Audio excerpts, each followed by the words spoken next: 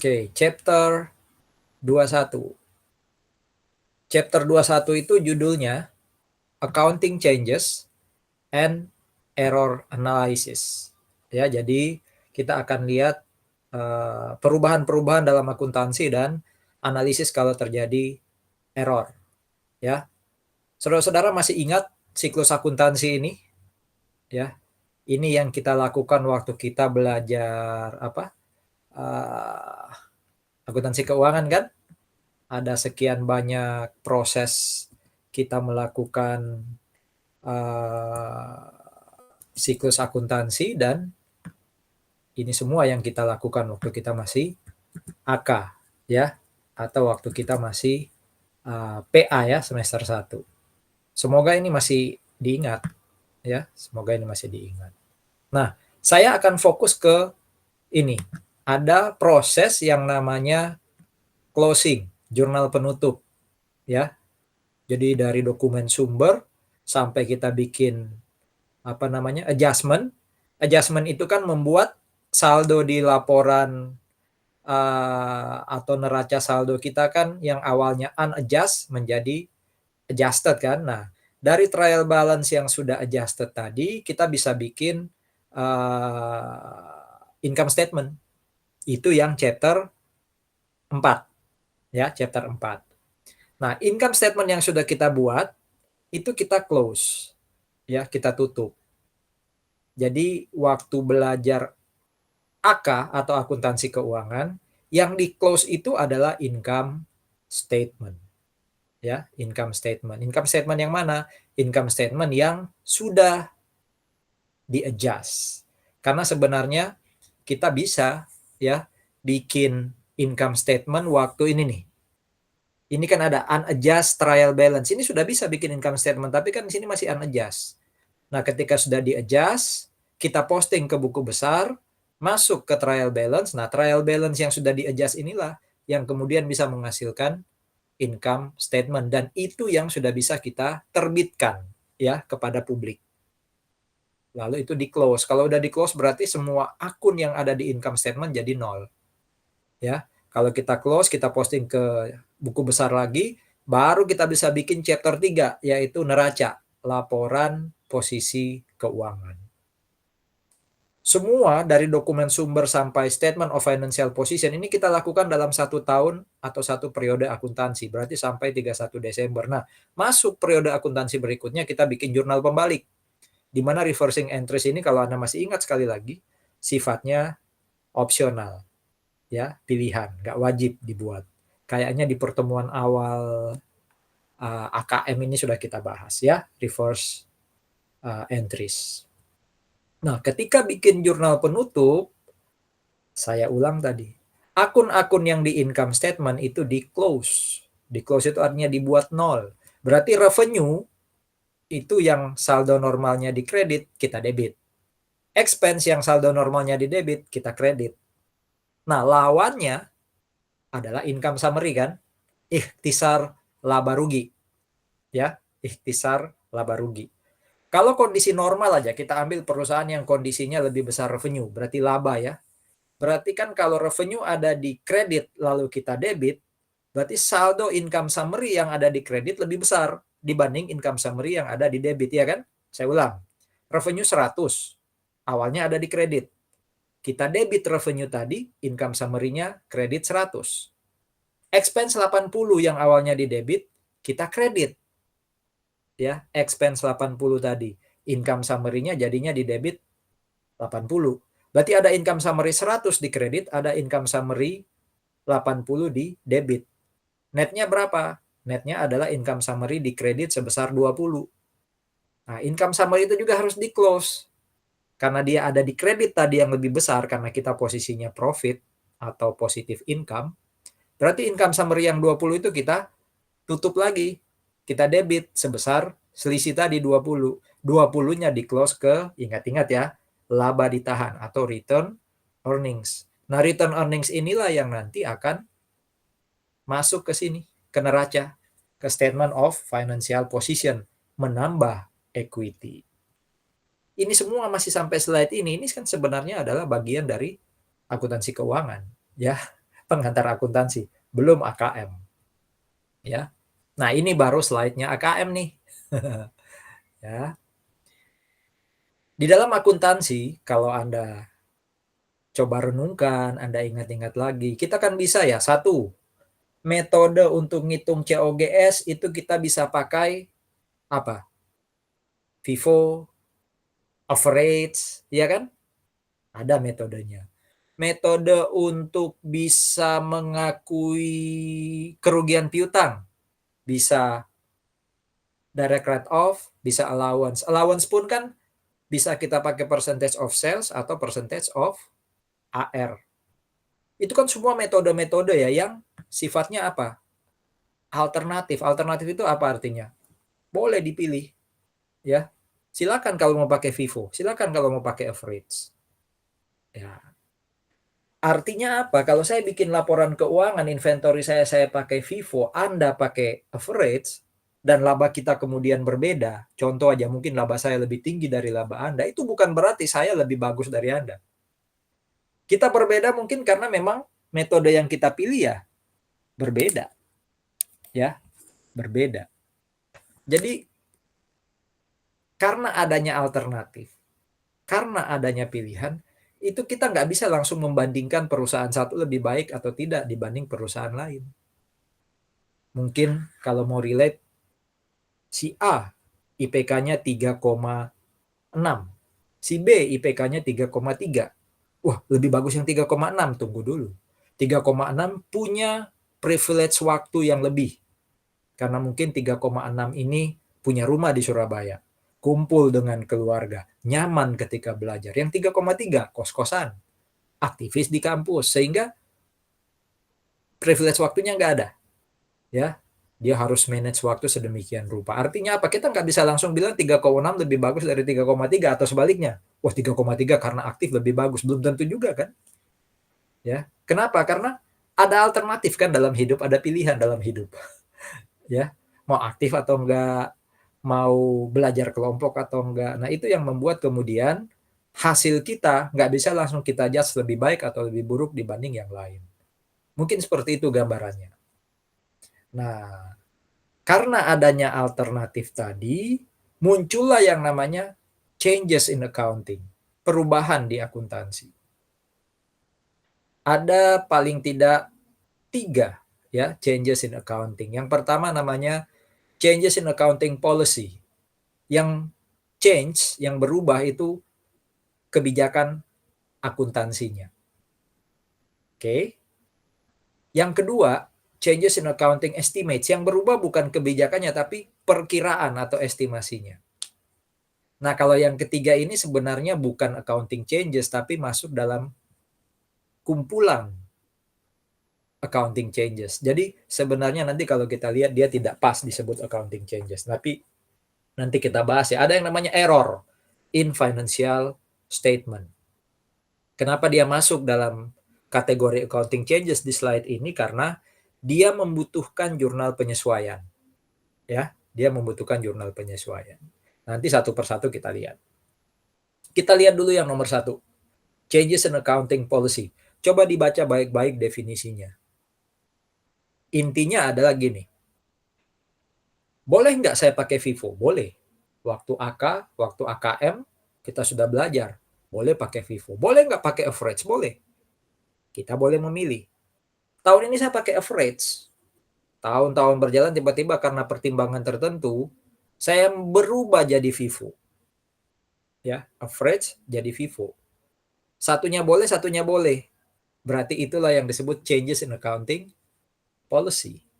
Ya, changes in accounting policy. Jadi ketika kita berubah dari satu metode ke metode lain, di mana metode lama dan metode baru itu dua-duanya diperbolehkan oleh IFRS, oleh SAK, maka itu yang disebut sebagai changes in accounting policy. Pak, saya FIFO jadi LIFO. Ya tinggal dilihat, LIFO boleh nggak dipakai di Indonesia? LIFO itu diperbolehkan di Amerika, US GAAP, standar akuntansi Amerika. Berarti kalau dipakai di Indonesia ya bukan changes in accounting policy. Apa dong itu Pak? Nanti kita lihat. Atau contoh lain ini. Saya mengakui pendapatan yang baru kita pelajari Senin lalu ya. Saya mengakui pendapatan itu nunggu sampai bangunan selesai. Itu namanya complete contract. Tapi bisa juga saya pakai ini nih. Saya nggak nunggu sampai selesai, tapi setiap tahapan pembangunan itu saya ngakuin pendapatan. Jadi 1 tahun sudah selesai 40%, pendapatan yang saya akui 40%. Tahun kedua 70%, berarti pendapatan yang saya akui tahun kedua adalah 70 kurang 40. Tahun ketiga selesai 100%, berarti 100 kurangi 70. Jadi 40, 30, 30. Kalau ini kan nunggu sampai selesai complete kontrak. Dua-duanya boleh. Kalau saya berubah dari 1 ke 2 atau 2 ke 1, no problem. Karena dua-duanya berterima umum atau boleh. Nah, itu yang disebut changes in accounting policy. Nah, di bawah ini ada catatan. Kalau Anda berubah ya dari yang awalnya tidak tetap, kok tetap, tepat ya. Perubahan yang dari awalnya tidak tepat artinya tidak berterima umum. Lalu Anda berubah ke yang berterima umum atau yang diperbolehkan. Contoh, awalnya pakai LIFO. Terus saya berubah jadi FIFO. Berarti kan awalnya LIFO nggak boleh ya. Berubah jadi FIFO. Nah, itu yang disebut correction of an error. Ya, correction of an error. Berarti kalau saya dari awalnya tidak tepat menjadi yang tepat atau yang diperbolehkan dan disebut correction of error, berarti kalau saya memilih LIFO itu saya melakukan apa namanya? Coba tulis di chat. Di chat chat Meet. Saya kan awalnya LIFO. Itu tidak tepat, tidak berterima umum, tidak boleh. Terus saya berubah jadi FIFO. Berarti awalnya tidak tepat atau tidak berterima umum menjadi FIFO yang berterima umum. Nah, ketika saya berubah dari LIFO ke FIFO, itu koreksi atas error. Berarti kalau saya awalnya pakai LIFO, itu berarti saya melakukan apa? Coba tulis di chat Meet. Ngapain saya itu kalau awalnya saya pakai LIFO yang sudah jelas-jelas secara teori tidak diperbolehkan oleh uh, standar akuntansi. Ayo coba di logika. Kalau saya dari yang nggak tepat menjadi tepat, itu namanya correction of error. Berarti kalau saya awalnya pakai LIFO, itu saya melakukan apa? Kasih dong logikanya, tulis di chat.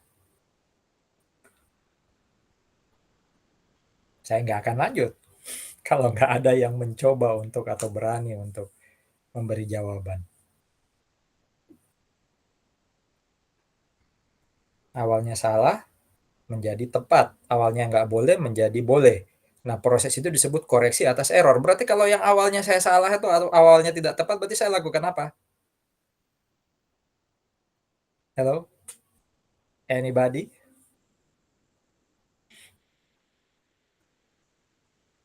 Ya, kuat-kuatan kita ya. Anda nggak jawab, saya juga kuat di sini untuk tidak melanjutkan.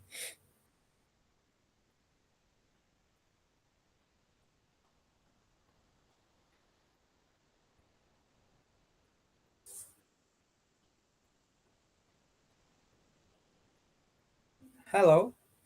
Cobalah ditulis. Menebak aja. Betul.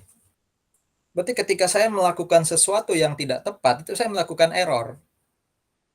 Entah itu pertama kali saya lakukan, makasih ya, Michelle.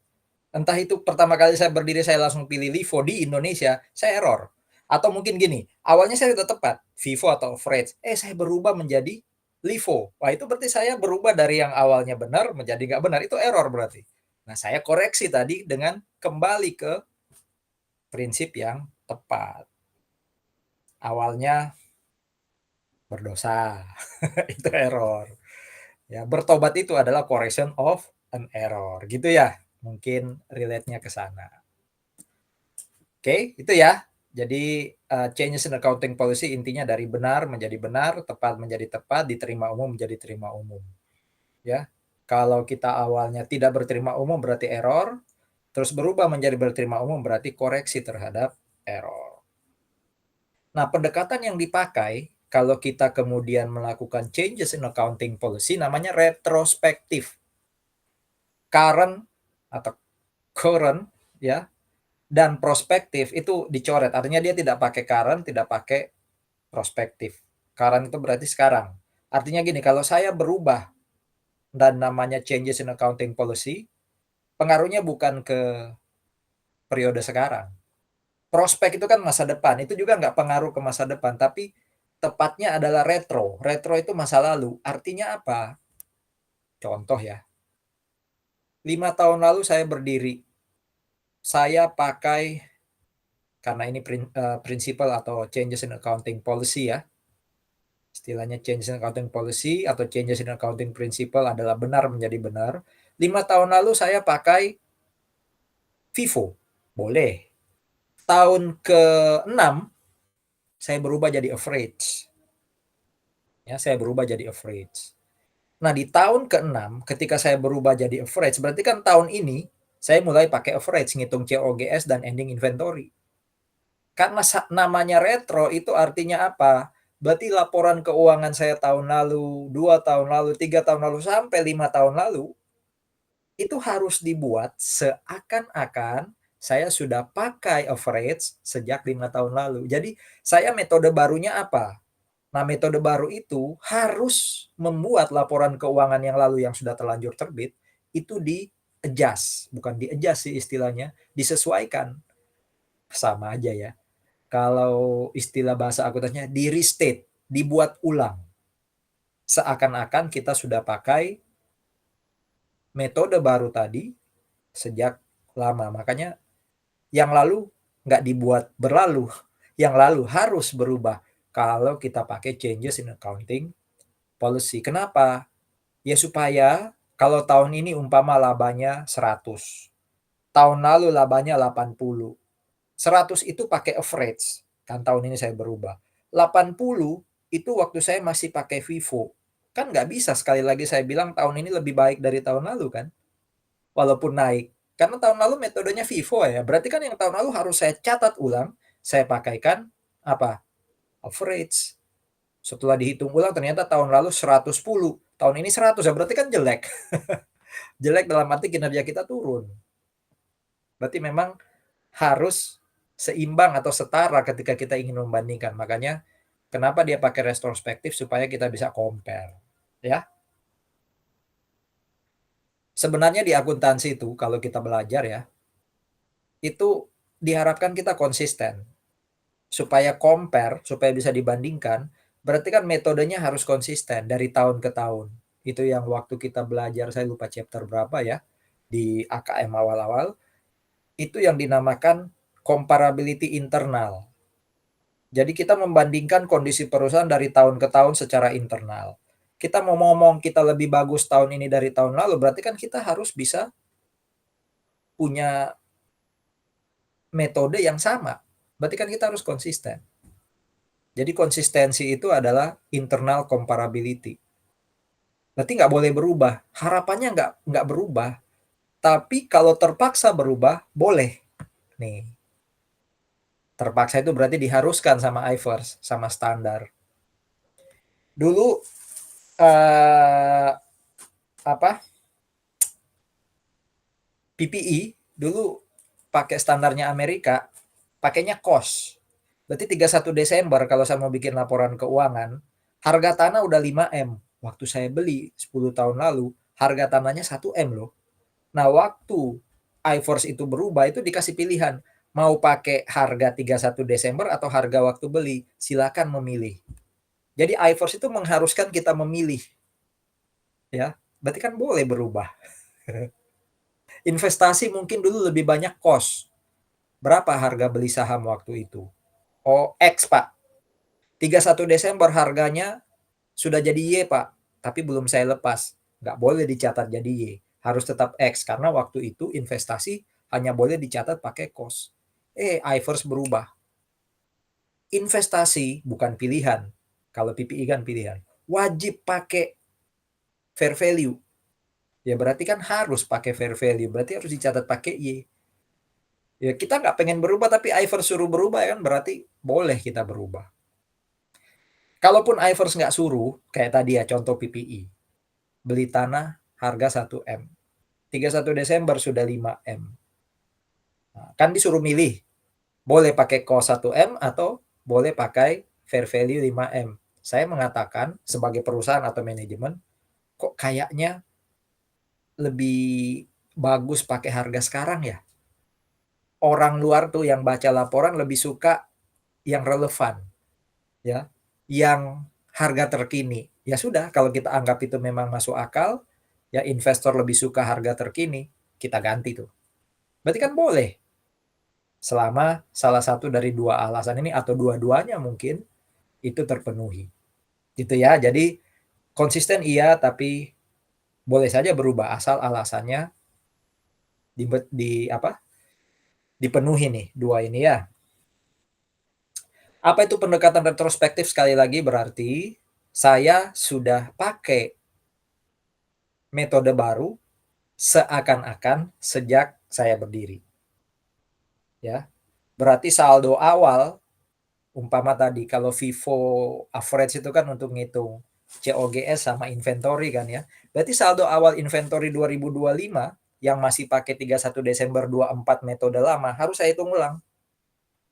Umpama saldo awal 1 Januari 2025 itu inventory saya persediaan awalnya 100. Pakai metode average. Nah, karena saya tahun ini pakai FIFO, berarti saya harus hitung saldo awal 1 Januari 2025 kalau pakai FIFO itu berapa? Ya, retrospektif. Pertanyaan akan muncul, Pak, berapa lama saya harus bikin perubahan laporan keuangan periode lalu? Kalau tadi kan contoh Bapak 5 tahun, masih receh lah Pak, merubah atau merestate laporan 5 tahun. Bagaimana kalau saya sudah berdiri 10 tahun terus saya berubah? 20 tahun terus saya berubah. Nah sebenarnya akuntansi untuk di-compare tahun ke tahun itu 3 laporan keuangan. Jadi laporan keuangan 2025 itu dibandingkan dengan 24 dan 23. Jadi paling nggak kalau Anda mau hitung, itu hitungnya dari awal berdiri sampai 23, yang di restate hanya 23, 24, 25. Ya. Jadi yang disajikan ke publik itu 3 tahun ini untuk bisa di-compare. Ya. Tapi sebenarnya hitungannya itu adalah sejak awal kita pakai metode lama, kita ganti ya sejak awal pakai metode baru. Tapi yang dibuatin laporan keuangan dan dibaca publik itu ya paling nggak 3 tahun. Kalau mau bikin yang lama, di restate semua yang lama silakan kalau kuat.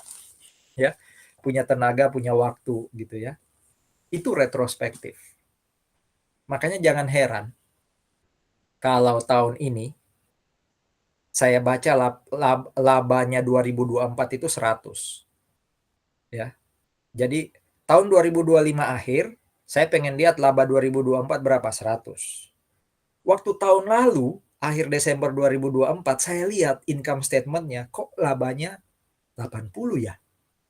Kok beda laporan 31 Desember 24 10 bulan lalu atau 6 bulan lalu dengan laporan laba rugi 2024 periodenya sama yang saya dapat hari ini, ya itu karena mungkin ada changes in accounting policy, changes in accounting principle gitu ya. Jadi jangan heran kalau ada kata-kata restate disajikan ulang. Nah, ayo kita lihat ya. Ayo kita lihat. Dua metode ini boleh. Sekali lagi cost recovery ini berarti menunggu sampai bangunan selesai, kita kontraktor ya, konstruksi. Baru kita akui pendapatan. Kalau ini enggak ya. Kita mengakuinya pelan-pelan. Ya. Karena kalau kita nunggu sampai bangunan selesai kan bisa jadi income kita nggak banyak. Kalau ini kan kita boleh mengakui bagian dari income. Tapi apapun yang kita pilih dua-duanya boleh. Contohnya di sini adalah biasanya dia pakai cost recovery atau complete method. Sekarang masuk 2024 dia pakai percentage of completion. Nah, ini datanya. Ya, kita ada di 2024 sekarang. Laporan yang sudah terlanjur terbit itu 2023 dan 2022. Paham ya? Jadi 2020 apa? 2024 ya. Kita mau bikin laporan keuangan pakai metode baru. Oke, yaitu metode percentage of completion. Ya. Kita mau pakai percentage of completion. Oke. Padahal di 2023 dan 22 sudah terlanjur terbit laporan keuangan, kita pakai metode apa tadi? Cost recovery. Jadi tolong dibayangkan ceritanya, yang 23 dan 22 udah terlanjur terbit. 24 ini belum terlanjur terbit, belum diterbitkan. Tapi sudah pasti metode cost recovery nggak saya pakai. Pasti 2024 saya pakai yang bawah. Jadi ini tuh cuma informasi yang atas nih, yang cost recovery. Karena ini nggak dipakai sama sekali. Yang pasti tahun ini kalau terbit, itu yang punyanya percentage of completion. Labanya 120 after tax ya. Tadi ada tax 40% katanya. Kalau di soal Anda tidak ada tax ya berarti anggap aja income before tax dan net income sama. Nah, masalahnya kan tahun 23 dan 22 itu terlanjur pakai yang atas kan? Yang ini nih. Yang dua saya gerak-gerakin highlight-nya ini ya. Dua-dua itu laba menurut cost recovery 240, menurut cost recovery 23 itu 96. Ya. Nah, tugas kita adalah mencatat ulang 22 dan 23 ini. Walaupun sudah terlanjur terbit, kita buat seakan-akan, karena kita sudah di 2024 sekarang, seakan-akan 22 dan 23 itu sudah pakai yang bawah. Berarti angka 240 ini labanya akan berganti jadi 360, naik labanya kan? 96 akan berganti jadi 108 kan, naik labanya. Kalau 24 sudah pasti pakai ini. Pojok kanan bawah. Kalau pojok kanan atas itu hanya informasi dan tidak akan relate dengan hitungan kita. Nah, jadinya apa? Jadinya adalah ya, laba kita yang 2022 ya 240 yang lama lalu berubah jadi 360 yang baru atau 600 dan 400 ya, yang selisihnya tadi 200 ya. Itu naik kan? Berarti laba kita kan naik 200 ya. Nah, 200 ini kalau dipotong pajak 40% atau 80.000 jadinya 120. 120 itu kan selisih antara 360 dan 240 kan. Itu yang sebelum 2023 atau 2022 tuh. Di tahun 2023 yang juga sudah terlanjur terbit, laba kita aslinya 96 naik jadi 108. Itu selisihnya kan berapa? 8.000 ya. Atau kalau grossnya adalah 160 ya, naik jadi 180 berarti naiknya 20.000. Tapi karena kena pajak 8 berarti naiknya cuma 12. Ya, naiknya cuma 12. Berarti total kenaikan kita secara net after tax adalah 120 tambah 12. Coba kita lihat. Ya, 240 tambah 96 itu yang awal bandingkan dengan 360 tambah 108. Ya. Itu naiknya pasti berapa? 132.000 after tax. Ya. Kalau nggak ada tax berarti naiknya berapa? 220.000, ya kan? Yang ini kan? Awalnya 560 ya. Terus sekarang jadi berapa? 780. Ya. Nih. Yang lama itu 400 tambah 160. Mana tadi? 560 ya. Sekarang jadi berapa tadi? 180 tambah 600. 780. Berarti naiknya 220 kalau nggak ada pajak. Nah, karena ada pajak naiknya cuma 132. Gitu ya. Nah, angka-angka yang diberi highlight merah itu nanti masuk jurnal. Oke. Laba kita, equity kita, karena tadi Anda ingat ya, kalau sudah di-close kan pasti masuknya ke return earnings, berarti bukan income summary lagi, tapi maksudnya ke return earnings. Sekali lagi kalau nggak ada pajak, return earnings-nya 220. Gitu ya. Itu contoh pertama soal changes in accounting policy. Berarti masuk 2024, laba kita nanti naik. Kalau before tax naik 220, kalau after tax naik jadi 132. Ya. Terus debitnya ini dari mana, Pak? Kok CIP? Ini sangat tergantung dengan contoh soal. Kalau contoh soalnya di sini adalah konstruksi, berarti yang harus kita debit atau kredit, kalau umpama nilainya naik berarti kita debit, kalau nilainya turun kita kredit, itu ya CIP. CIP itu adalah bangunan dalam penyelesaian, ya. Kalau itu inventory apa? Umpama inventorinya naik tuh. Dari awalnya 560 menjadi 780 ya berarti yang kita debit merchandise inventory. Kreditnya return earnings. Kalau ada pajak berarti ada DTL di situ, deferred tax liability. Gitu ya. Ada pertanyaan dulu kasus konstruksi ini. Lanjut. Ini disclosure di notes. Catatan atas laporan keuangan harus mengungkapin ini. Perubahannya apa? Dari apa ke apa? Tadi contohnya cost recovery menjadi percentage of completion. Kenapa pilih metode yang baru? Nah, baru hitung atau ungkapkan angka-angka yang berubah kayak ini nih. Ya, di notes harus ungkapkan ini semua.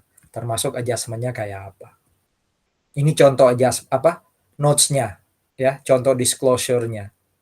The company has accounted revenue for and cost for long-term construction by the percentage of completion over time. Sementara sebelumnya dia pakai cost recovery, bla bla bla bla gitu ya. Ini semua di apa? Dimasukkan di notes, ya. Oke. Nah, ini tadi pengaruhnya tadi kan 120.000 ya. Yang tahun 2022 ada kenaikan 120.000 sehingga return earnings-nya ya bertambah 120.000. Januari awal 1,6, Januari awal 2023 loh ya. Itu jadi 1720 berarti naik 120.000. Kembali ke yang tadi kita lihat ya. Nih, naiknya 120.000. Untuk tahun 2023 ya, itu naiknya tadi 12.000 kan ya. Kalau yang 2022 naiknya 120. Jadi 2023 awal itu sudah bertambah 120.000. Oke. Nah, terus 2024 ya, akhirnya return earnings-nya menjadi 1948 karena saldo awal yang 1828 ya. Saldo awal yang 1828. Oke. Ini kan pindah ke sini ya. Saldo akhir menjadi saldo awal. Itu ada pertambahan 120.000. Jadi saldo awal 24 berarti selama 2023 ada pertambahan 120 tadi di sini. Nah, tadi Nah, ini ada pertambahan 120, ini kan 2023. Ada kenaikan 120, berarti saldo awal 2023 itu harus bertambah 120. Masuk 2024 itu kemudian membuat saldo awalnya naik. Sehingga 2024 laba ditahannya bukan 1828 tapi jadi 1948. Ya. Itu tadi contoh, kita masuk lagi ke contoh lain. Contohnya konstruksi, ayo kita pakai contoh yang Anda terbiasa yaitu inventory.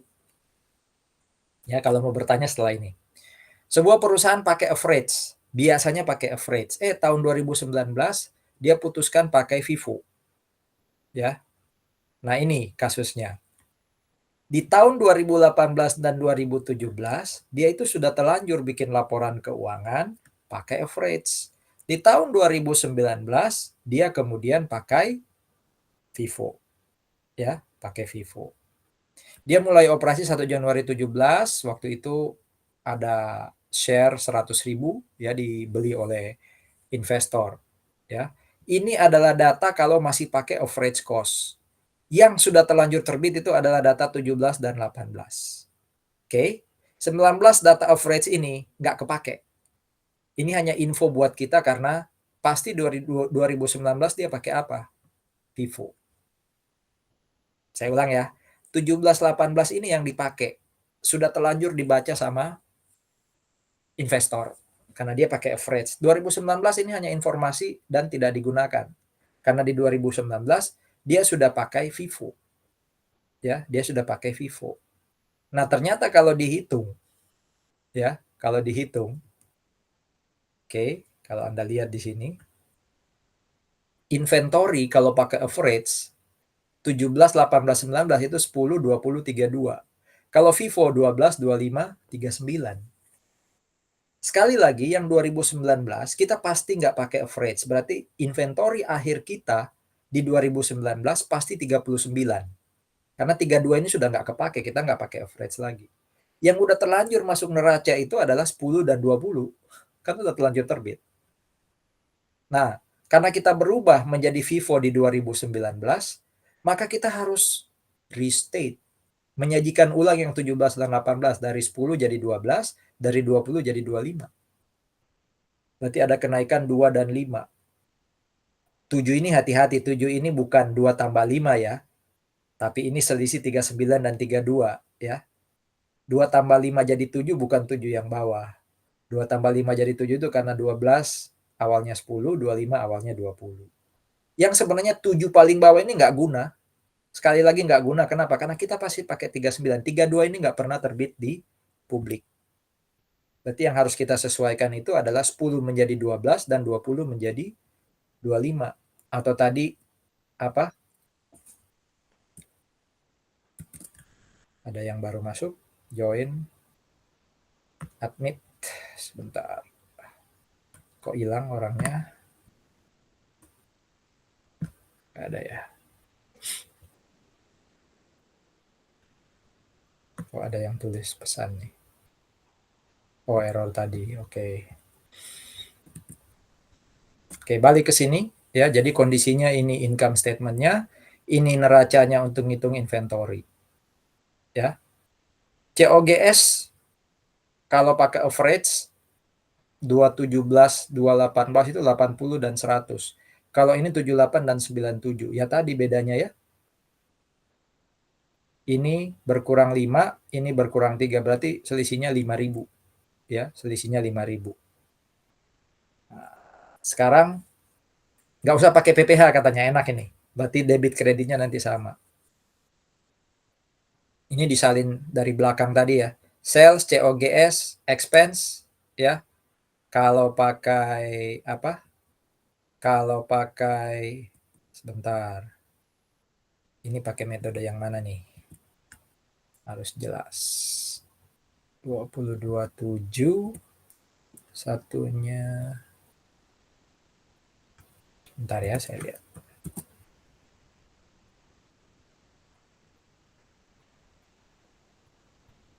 Mohon ditunggu, dia masih nge-save.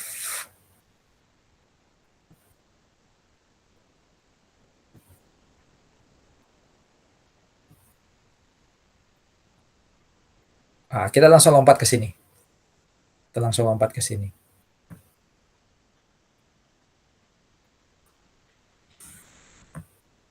...2017... net income... ...kalau pakai average... ...itu 120. Bisa dilihat di sini tadi. Mana kalau dia pakai average. 2017... ...dia 120. Kayaknya yang depan.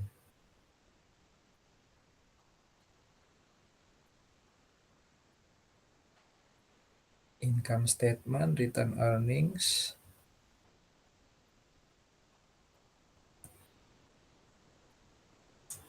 Sebentar ya. 110 dan 90 kalau pakai average. 110 dan 90 kalau dia pakai average.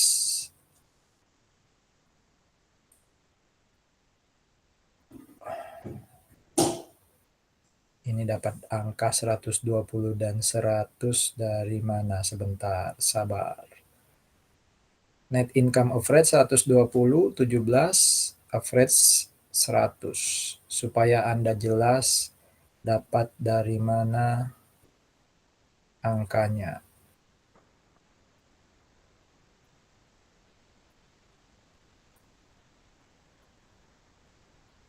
Sell position, cash flow, income statement.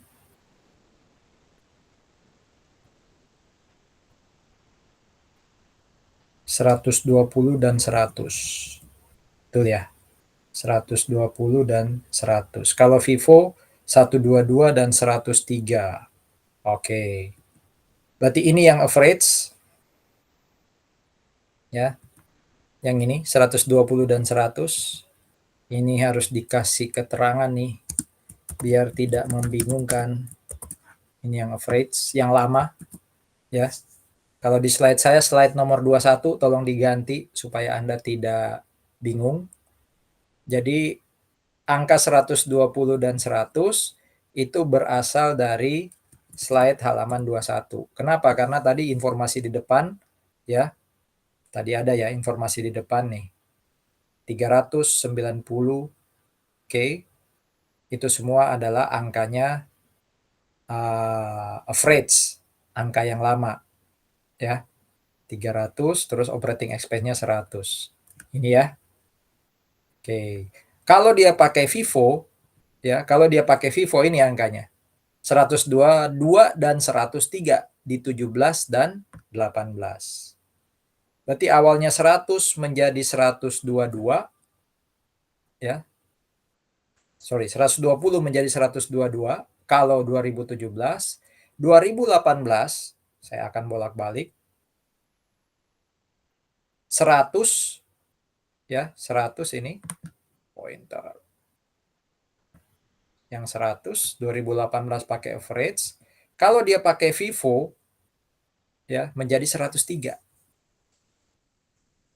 Nah, berarti 120 jadi 122 itu naik 2000. 100 menjadi 103 naik 3000. Ini nggak ada pajak jadi enak. Selisihnya 5000 itu langsung menambah return earnings. Terus debitnya apa Pak? Nah, karena kita bicara inventory, inventorinya kan naik ya. Inventorinya bertambah. Kok bisa Pak inventorinya bertambah? Ayo kita buktikan. Ya, ini pakai Vivo nih. Ya, inventorinya 12 dan 25. 17 itu angkanya 12.000, 18 itu 25.000. Kalau pakai average, inventorinya 10 dan 20. Ya. Berarti 10.000 itu berubah menjadi 12, naik 2.000. 20 itu menjadi 25. Atau dengan kata lain, ending inventory 2018 yang 25 pakai Vivo, ending inventory 2018 20 pakai average. Berarti secara total ada kenaikan inventory ya masuk 2019 itu sebesar 5.000. Ya kan? Jadi bisa kita bandingkan dari angka ending inventory atau angka net income. Ya, net income-nya naik 5.000, angka inventory-nya naik 5.000. Enak kalau tidak ada pajak. Jadi dua-duanya langsung sama. Tolong diingat-ingat, pokoknya kalau ada perubahan policy, hitung laba baru ya, bandingkan dengan laba lama untuk periode sebelumnya. Jadi kalau berubahnya 2025, hitung laba 24 dan 23 atau 22 ya tergantung berapa tahun yang ada di soal ya. Lalu bandingkan yang baru dengan yang lama. Kalau naik, berarti return earning di kredit. Ini dua-dua contohnya return earning di kredit karena naik. Biasanya sih kita berubah itu memang pengen naik. Ngapain kita berubah policy kita kalau laba kita malah turun? Itu ya kuncinya ya. Jadi secara umum konsep perubahan policy itu supaya laba naik. Berarti di soal nggak mungkin laba turun, Pak. Um, Secara praktek nggak mungkin, tapi secara teori mungkin. Jadi kalau turun return earning-nya ada debit. Itu ya. Inventory bisa aja turun karena kita berubah dari Vivo jadi average kalau pakai soal ini. Berarti return earning di debit kalau turun. Terus lawannya apa ya? Tergantung. Kalau tadi contohnya konstruksi, berarti nama akunnya itu CIP kan, Construction in Progress. Kalau inventory atau konstruksinya naik, debitlah dia. Kalau dia turun, kreditlah dia. Pokoknya di mana return earning berada, lawannya adalah CIP kalau itu konstruksi. Kalau inventory, di mana return earning berada, lawannya adalah inventory. Di sini return earning di kredit, berarti inventorinya yang di debit. Ada pertanyaan?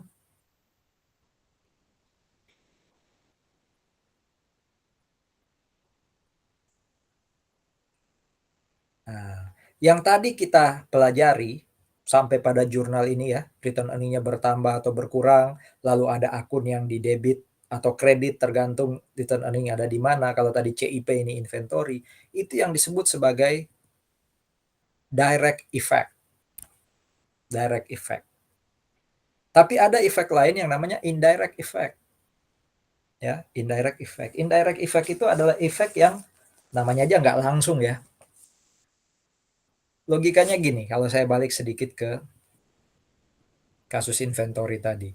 Ini laba ditahan kita naik 5.000. Apakah berarti kita kemudian dapat tambahan cash 5.000? Apakah berarti inventory di gudang yang awalnya anggap aja 0 jadi naik 5.000? Kan nggak gitu ya. Kondisi inventory kita kan nggak tiba-tiba tek, gara-gara kita berubah prinsipal di gudang tiba-tiba naik 5.000 ya, secara rupiah atau secara dolar, kan nggak gitu logikanya. Jadi indirect effect itu artinya apa ya? Pengaruhnya ke cash flow, pengaruhnya ke aset atau mungkin hutang kalau ada perubahan gitu ya. Itu nggak langsung, nggak bisa sekejap mata langsung seakan-akan karena laba naik 5.000, cash naik 5.000, nggak bisa. Tapi kalau secara akuntansi, return earning-nya naik iya, catatan inventory naik iya, tapi fisik inventory tidak secara langsung kemudian naik 5.000. Itu yang disebut indirect effect. Ini ada namanya impracticability. Intinya gini, tadi sudah sama-sama kita pelajari kalau changes in accounting policy pasti pakai retrospektif. Pasti tuh. Tapi bisa jadi kita kesulitan untuk menentukan 3 hal ini nih. Contoh, apa nih? Perusahaan tidak dapat menentukan pengaruh dari retrospektif. Artinya gini, saya berubah dari satu metode ke metode lain dan itu berterima umum. Itu tepat. Oh, berarti changes in accounting policy. Wah, berarti harus retrospektif. Iya. Cuma ketika saya mau cari pengaruhnya ke periode lalu, saya hitung-hitung, kok nggak bisa saya. Nah, kalau itu terjadi, maka kita tidak wajib pakai retrospektif. Maksudnya, Pak, berarti kita tidak wajib mencatat ulang laporan keuangan yang lalu. Terus, apa yang kita pakai? Kita boleh pakai prospektif, berarti yang ke depan aja yang berubah. Kita sudah pakai metode yang baru. Nah, ini tapi nggak praktis, nggak sesuai teori gampangannya kayak gitu. Kenapa ya? Karena terjadi kondisi salah satu dari 3 ini. Ya, itu yang namanya impracticability. Oke, changes in accounting policy selesai. Ada pertanyaan dulu sebelum masuk ke yang kedua. Kita punya 3 tadi ya. Changes in accounting policy, estimate, dan correction of error.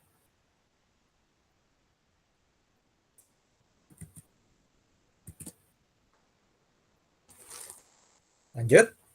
Oke. Yuk kita lihat. Namanya saja beda. Tadi yang berubah itu policy, kebijakan akuntansi atau prinsip akuntansi. Kalau ini yang berubah, estimasi akuntansi. Estimasi itu berarti perkiraan. Contoh ya, saya biasanya ngitung piutang yang nggak bisa saya tagih itu 5% dari penjualan. Jadi 5% pakai percentage of sales. Kok kayaknya 5% kegedean ya? Kalau saya hitung pakai 5%, laba saya nanti kekecilan karena bad debt expense-nya gede banget tuh. Berdasarkan pengalaman terakhir kok tinggal 1%, kok orang sudah rebound nih, ya, sudah bisa bayar piutang rata-rata nih, kondisi pandemi sudah membaik umpama ya. Berarti 5% kegedean, Pak. Ganti jadi 1% dari sales. Nah, berarti kan berubah estimasi saya. Tahun lalu, 2 tahun lalu, 3 tahun lalu saya pakai 5% dari penjualan, tahun ini saya pakai 1%. Berarti sebenarnya prinsipnya tetap, polisinya tetap, tapi estimasinya berubah. Ya kan? Estimasinya, perkiraannya yang berubah. Nomor 2 contohnya gini, biasanya saya menghitung inventory yang sudah nggak bisa dijual itu paling 10% dari inventory yang di gudang. Saya pakai FIFO ngitungnya, tapi inventory yang usang, ya, saya estimasi 5 atau 10%. Tapi kok kayaknya kebanyakan, tahun ini saya rubah jadi 3%. Jadi FIFO-nya tetap, ngitung COGS ending-nya pakai FIFO tetap, tapi ngitung inventory usang persentasenya saya kecilin. Atau bisa jadi 3% tapi kekecilan, saya gedein jadi 5. Berarti yang berubah apa? Estimasinya.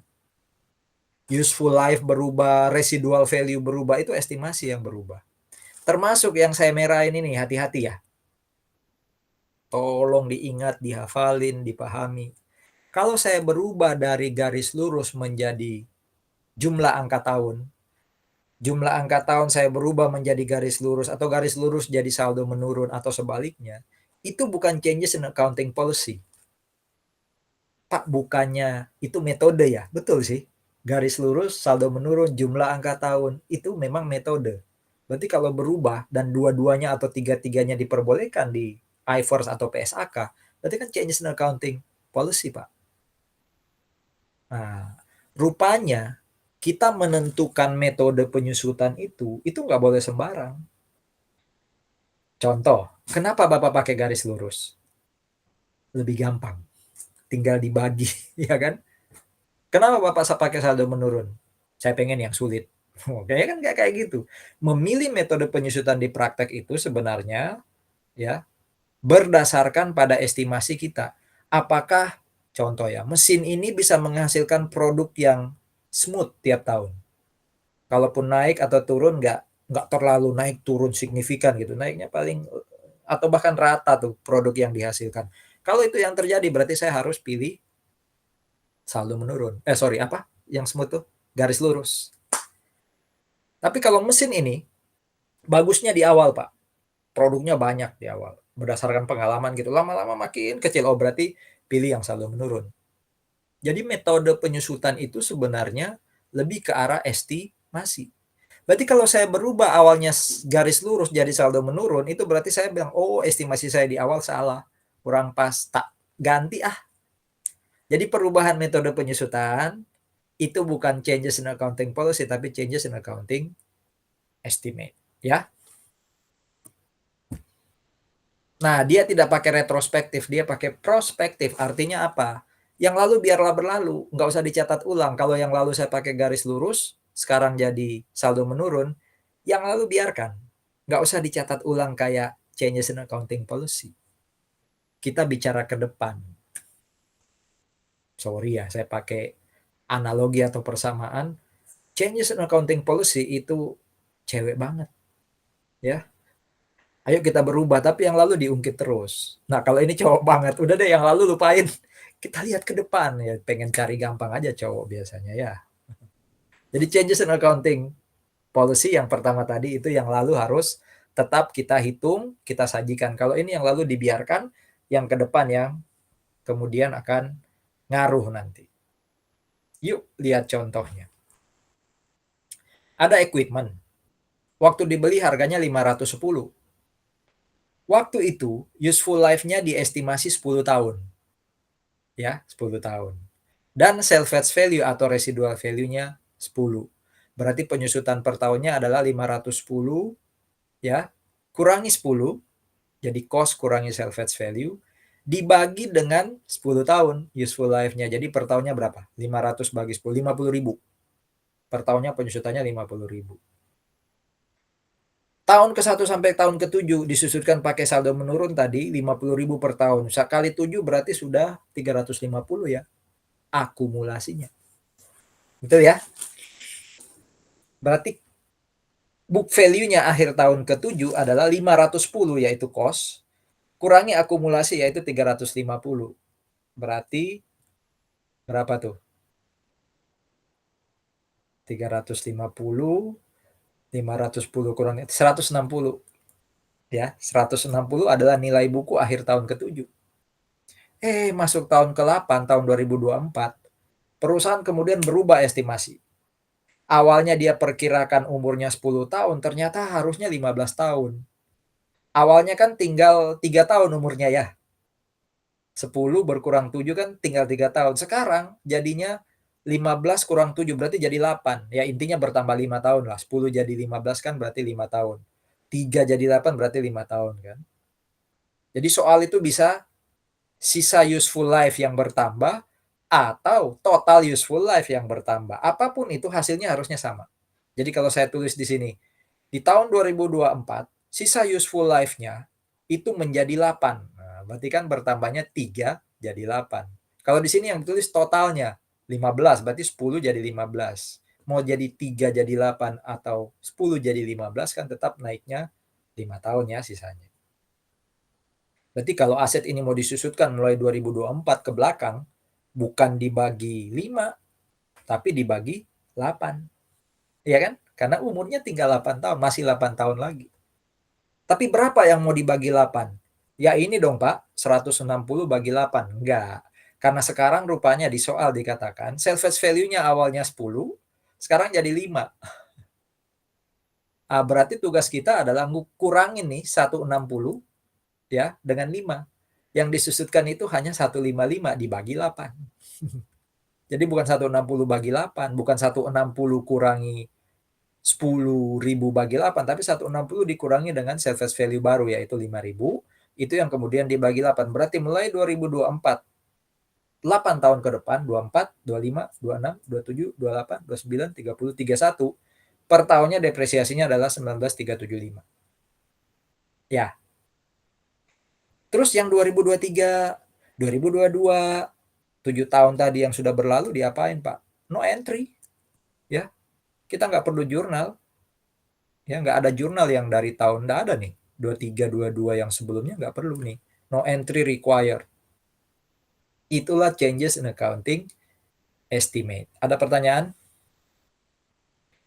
Estimate mah kayak gitu. Ya, tinggal dilihat aja contohnya apa saja nih. Saya bisa buat soal dari masing-masing contoh ini nih, 1 sampai 8. Yang dibuat contoh ini adalah perubahan useful life dan salvage value. Saya bisa aja bikin contoh perubahan metode penyusutan. Berarti Anda harus ngitung kalau masuk 2024 awalnya garis lurus jadi saldo menurun, Anda harus hitung nilai bukunya tahun 2024 awal itu berapa, itu nanti Anda sesuaikan ke depan pakai saldo menurun. Yang lalu nggak usah dipikirin, pokoknya ke depan berapa depresiasinya. Atau saya bisa berubah percentage of receivable-nya ya. Dari percentage awalnya 1 menjadi 2 atau 2 jadi 1, 3 jadi 5 atau 5 jadi 3. Intinya itulah changes in accounting estimate. Berarti kita sudah bahas 2. Changes in accounting principle atau changes in accounting policy ya. Dan changes in accounting estimate. Tinggal yang ketiga sekarang. Error.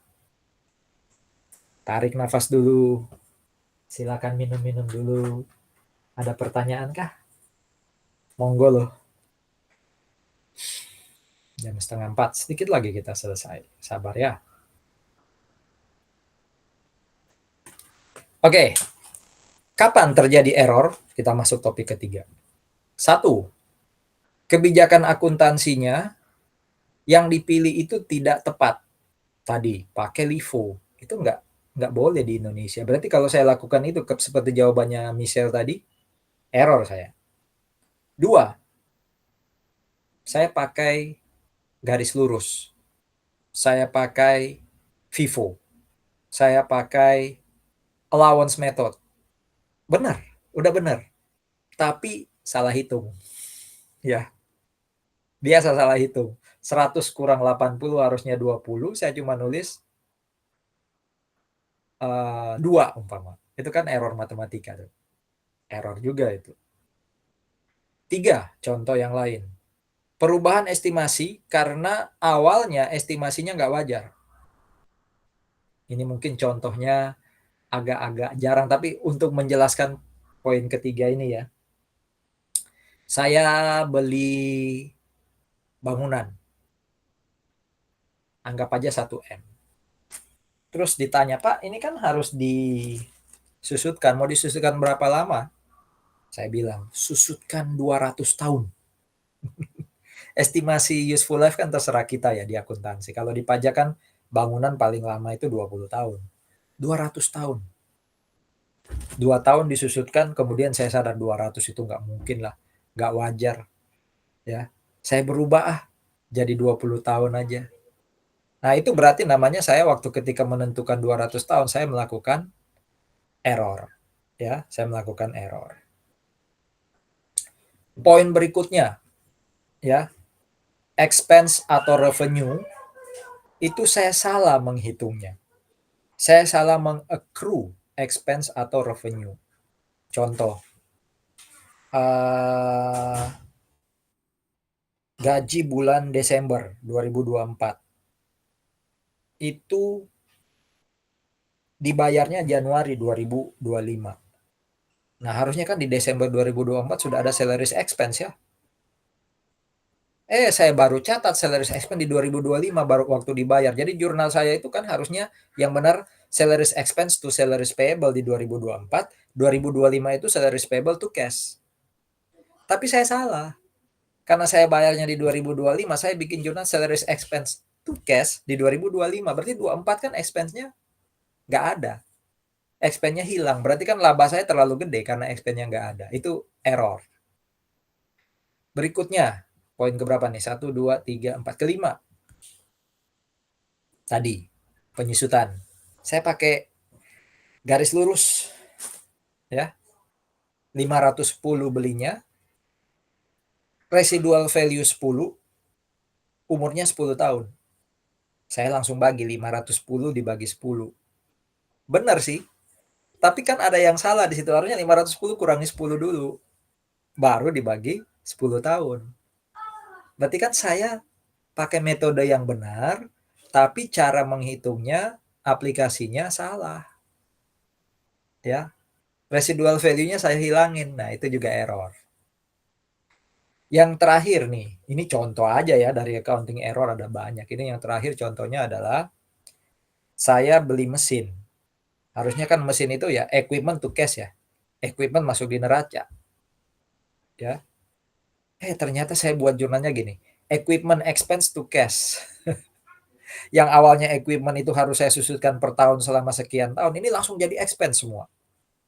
Ya. Atau sebaliknya, saya bayar gaji, salaries expense to cash atau salaries expense to salaries payable. Langsung saya catat salaries aset. Jadi awalnya expense saya jadikan cost, atau kayak yang tadi equipment awalnya cost saya jadikan expense. Itu juga error. Nah, sekarang kita lihat kita harus apakan kalau terjadi error. Ya. Kita harus apakan. Ini apa? Summary dari accounting error ya. Summary dari accounting error. Nanti kita lihat. Ya, kita harus apakan kalau terjadi error. Jurnalnya nanti kayak apa? Ya, nanti akan ada pembahasannya di belakang. Sebentar ini nge-save.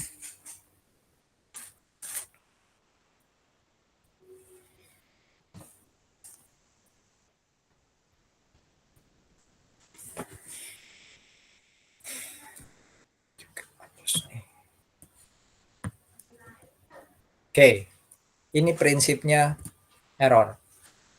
Kalau ada error, maka errornya harus dikoreksi. Utamanya error yang katanya material. Material ini berarti yang jumlahnya bisa dibilang besar atau banyak. Besar atau banyak jangan lihat nominalnya tapi persentasenya. Contoh ya. Tadi beban penyusutan yang benar kalau saya hitung cost kurangi salvage value dibagi dengan useful life harusnya per tahun itu 50.000. Ternyata karena saya salah menghitung, jadinya beban penyusutannya 50.100 rupiah. Jadi yang benar harusnya per tahun 50.000. Karena saya salah ada informasi yang nggak saya masukin, jadinya 50.100. Nah 50.100 rupiah itu bedanya cuma 100 kan. 100 per 50.000 itu berapa persen? Kan dikit tuh. Ya, 100 per 50.000 itu kan dikit. Berapa persen tuh? Coba kita langsung 100 dibagi 50.000 kali 100%. Hanya 0,2%, 1% aja nggak masuk. Artinya apa? Itu error oke, tapi nggak perlu dikoreksi karena nggak material. Terus kapan Pak disebut material ya? Biasanya kalau dia di atas 10%. Ya, umpama penyusutan yang benar itu 50.000. Ya, karena saya salah, jadinya 60.000. Wah, 10.000 per 50.000 itu udah 20% kan selisihnya. Nah, itu yang harus dikoreksi. Ya, jadi error betul harus dikoreksi, tapi itu pun hanya yang material. Kalau nggak material habis waktu kita, habis biaya. Nah, materiality kembali ke persentase. Karena angka contoh tadi ya, angka 100 buat saya kecil, buat Anda mungkin besar, atau sebaliknya 100 buat Anda receh, buat saya, wah, berharga tuh. Jadi jangan lihat angka tapi lihat persentase. Error yang dikoreksi ya, itu sifatnya adalah retrospektif. Berarti kalau lalu saya error, maka laporan keuangan yang lalu harus saya buat lagi. Ya, harus saya buat lagi. Mirip kayak apa tadi? Changes in accounting policy atau principle. Jadi yang lalu yang udah terlanjur error, udah terlanjur terbit, harus saya betulkan. Namanya prior period adjustment. Adjust atas laporan keuangan sebelumnya. Lihat nih, tahun 2020 ada error. Di mana depreciation expense 2019 itu nggak dicatat. Ya. Jadi harusnya tahun 2019 ada depreciation expense 20.000, nggak dicatat sama dia.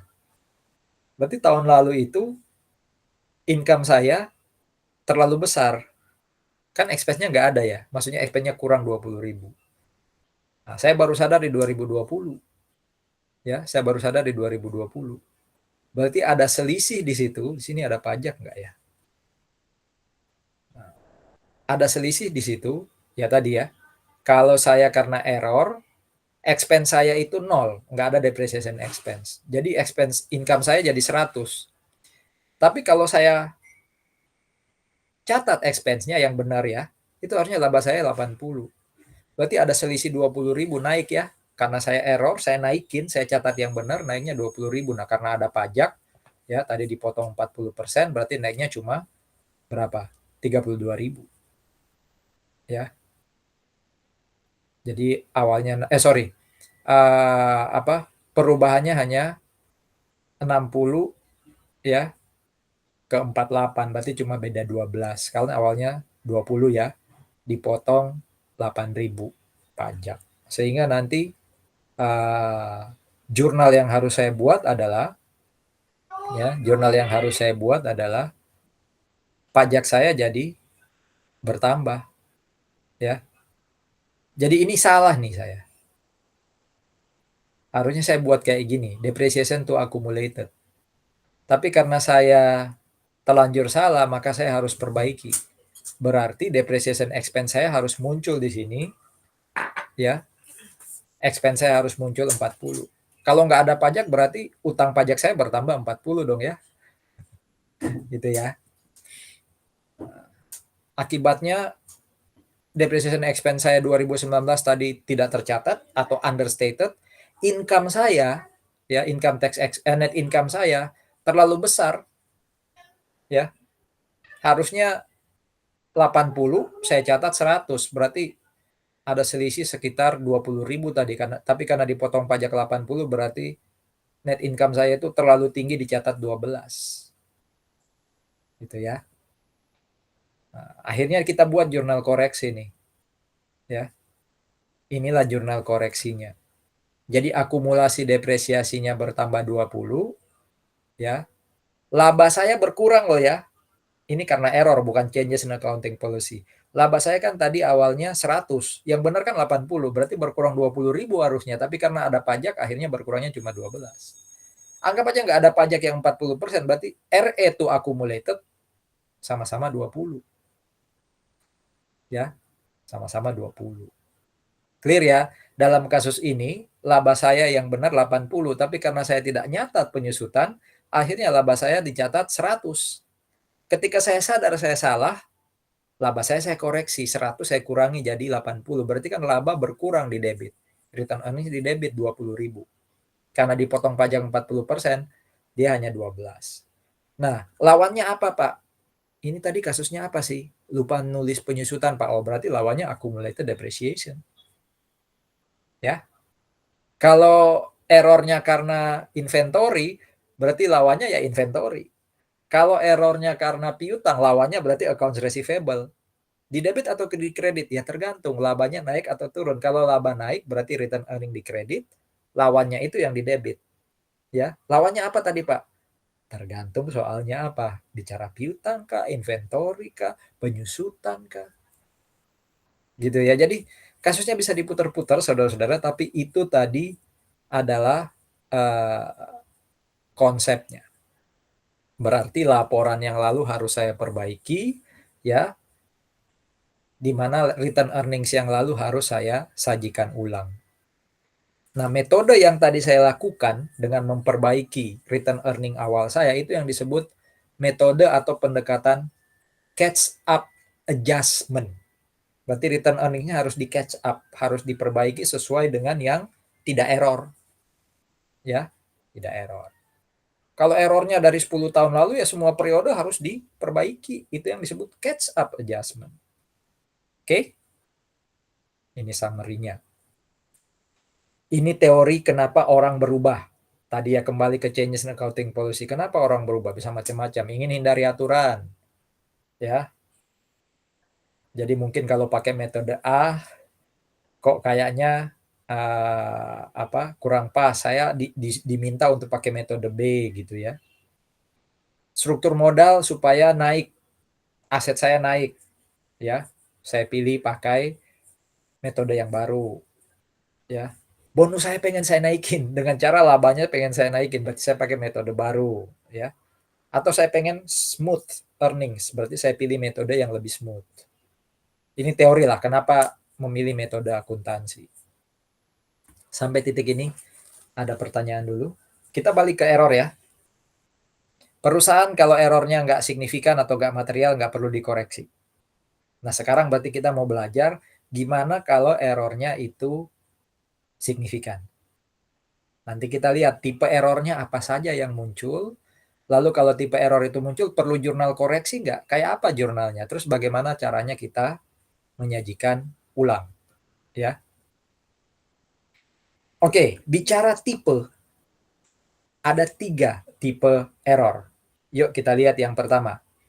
Yang pertama namanya error yang terjadi di neraca. Error yang terjadi di statement of financial position atau balance sheet error. Atau kalau nama barunya kan statement of financial position error. Apa contohnya? Contoh dari statement of financial position error adalah ketika saya salah menyajikan aset, liability atau equity. Equipment, saya nyatatnya betul angkanya, jurnalnya betul. Jadi waktu saya beli 510, ya, residual value-nya 10, berarti yang disusutkan 500, useful life 10, berarti per tahun disusutkannya 500 bagi 10, berarti 50 per tahun. Ini sudah tahun ke-7, Pak. Oh, berarti 7 kali 50, 350 akumulasinya. Berarti kan book value-nya adalah 510 kurangi 350. Berarti tinggal 160. Udah betul tuh, hitungannya nggak ada masalah. Yang jadi masalah adalah equipment tadi saya taruh di current asset. Kan harusnya equipment itu non-current ya. Nah, berarti kesimpulannya apa? Kesimpulannya adalah saya salah menyajikan tok. Hitungnya udah bener. Jurnal-jurnalnya nggak ada masalah. Berarti saya harus ngapain?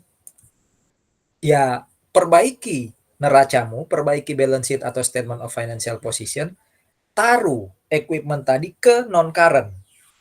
Jangan di current. Lah, cuma perbaikan format. Iya. Perlu jurnal koreksi? Nggak butuh. Kan kita hanya salah taruh tempat. Salah kalau gambar, salah menggambar. Pindahin tempatnya. Hitungan kan udah pas. Itu namanya satu. Statement of financial position error. Ya. Yang kedua ada namanya income statement error. Sama nih sebenarnya prinsipnya. Saya itu jualan elektronik. Dapat revenue. Berarti kalau jualan elektronik dapat revenue, saya taruh paling atas. Sales revenue. Ya. Suatu saat mobil box saya sewain. Dapat revenue juga. Ya. Harusnya kan secara teori waktu belajar AK tuh, belajar PA, rent revenue ya di kredit. Oh, berarti rent revenue ini bisa saya taruh di atas juga nih.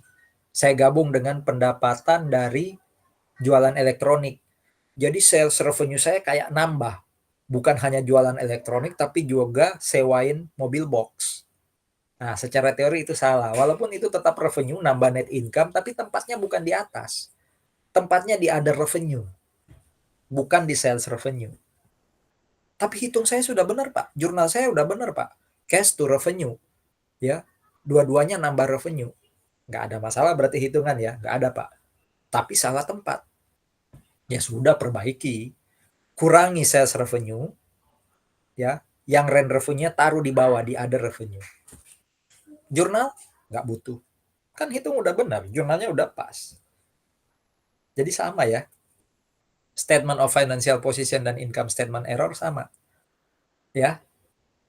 Hanya merubah penyajian, tetap laporan dibuat baru tapi merubah penyajian tidak butuh jurnal koreksi.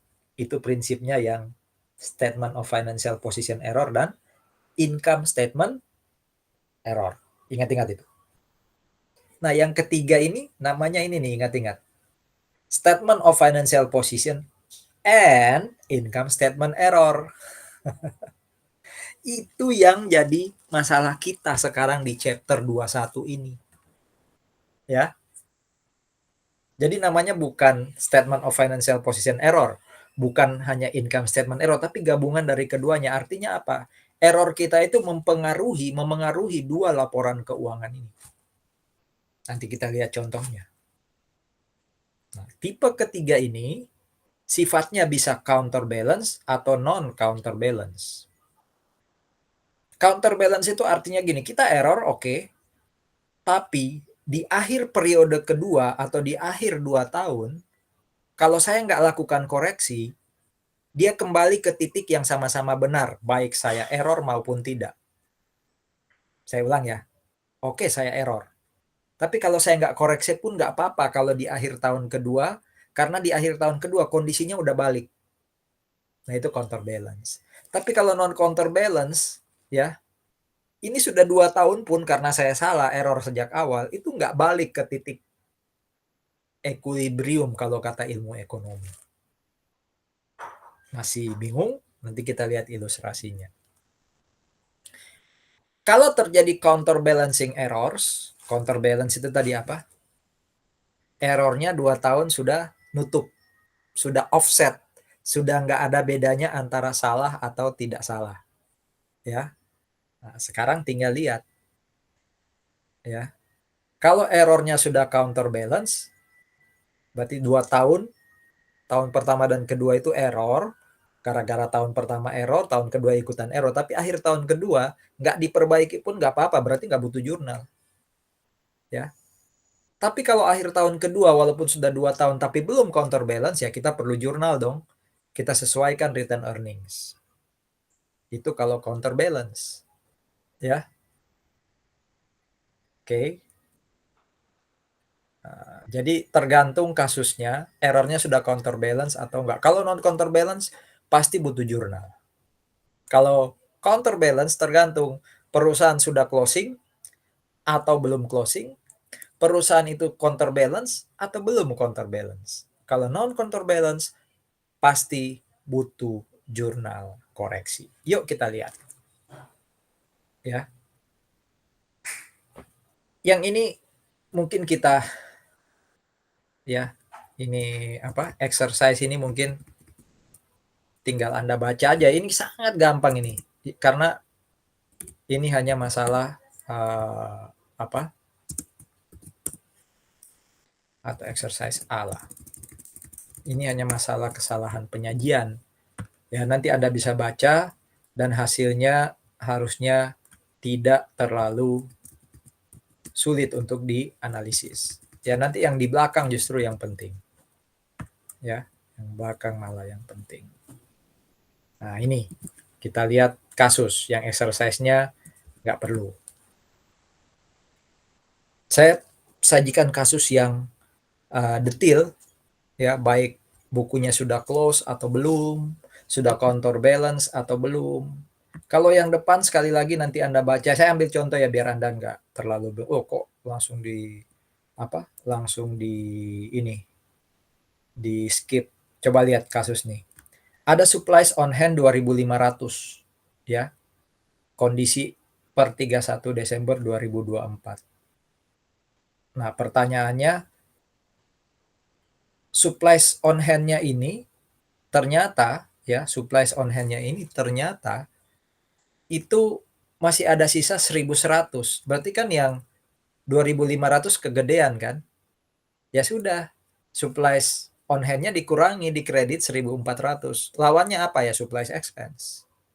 Ya, supplies expense. Itu kalau bukunya belum ditutup. Maksudnya buku 2024-nya belum closing. Tapi kalau sudah terlanjur closing, ya berarti kan kita sudah nggak bisa pakai expense. Expense itu kan hanya 1 tahun. Kalau sudah close tadi Anda lihat ya, larinya kemana? Ke return earnings. Berarti yang B kalau bukunya sudah ditutup ya larinya ke return earnings. Semua larinya ke return earnings. Itu contoh aja ya, salah satu. Jadi kan hanya menyisihkan awalnya 1.500, tapi setelah dihitung ulang, 2.500 setelah dihitung ulang, tinggal 1.100, berarti kan yang kepake udah 1.400, kredit lah dia. Terus debitnya apa lawannya, Pak? Ya kalau itu supplies, berarti supplies expense kalau belum ditutup. Kalau udah ditutup, larinya ke apa tadi? Return earnings. Itu aja bedanya A dan B. Bedanya setiap baris apa, Pak? Ya tergantung, kayak ini contohnya. Salaries and wages. Berarti ini akan lari ke salaries payable. Ya, nih contohnya. Ya kan? Larinya ke salaries payable nih. Accrued salaries and wages ini salaries payable maksudnya. Oke? Makanya ini tidak saya bahas karena saya bilang sih terlalu mudah. Justru kita lihat yang kasus per kasus ini yang saya sediakan khusus untuk Anda, saya detilkan. Yuk, kita lihat. Kasus satu ini adalah buku 2024 sudah ditutup. Dan di 2024 sudah counterbalance. Artinya dia error sejak 2023 ya.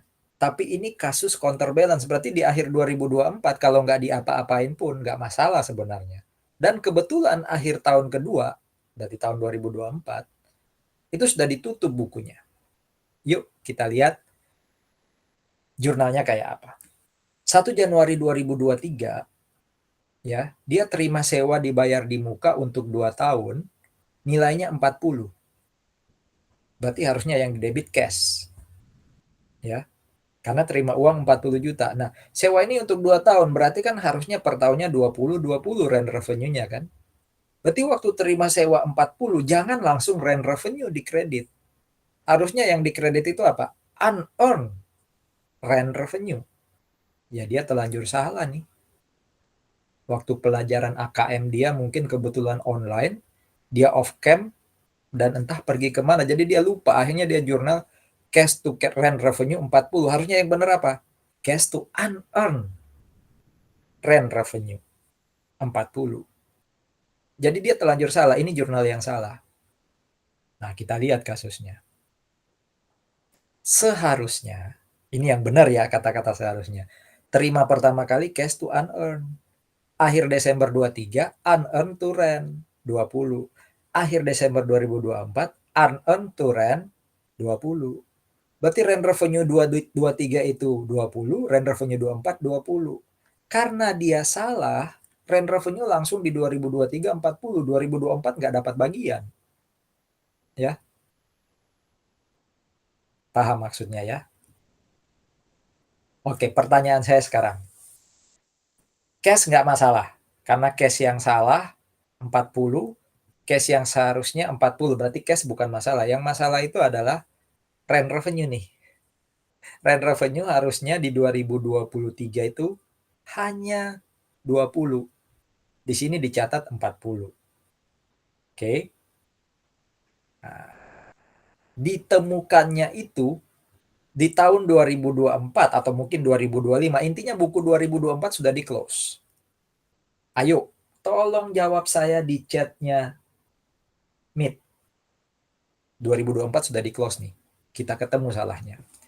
Berapa saldo rent revenue ya harusnya di akhir 2024? Harusnya di akhir 2024, harusnya ya. Berapa saldo buku besarnya rent revenue? Tolong tulis di Kalau seharusnya ini berarti yang benar ya. Harusnya berapa sih saldo rent revenue di akhir 2024?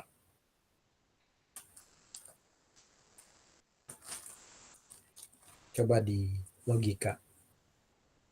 Saya tunggu analisisnya di chat Meet. Harusnya berarti yang benar ya. Berapa saldo rent revenue di akhir 2024? Ada yang berani, Michelle mungkin? Atau yang lain? Berapa saldo rent revenue akhir 2024 yang benar? Ingat kondisinya tadi 2024 sudah di close ya. Berapa saldo rent revenue? 20 juta menurut Michelle. Yang lain? Setuju nggak? Saudara-saudara ingat tadi ya, di awal saya tulis. Terima kasih Michelle menjawab. Perusahaan itu kalau sudah close, yang di close itu kan rekeningnya income statement. Berarti mau expense atau revenue semua sudah jadi nol.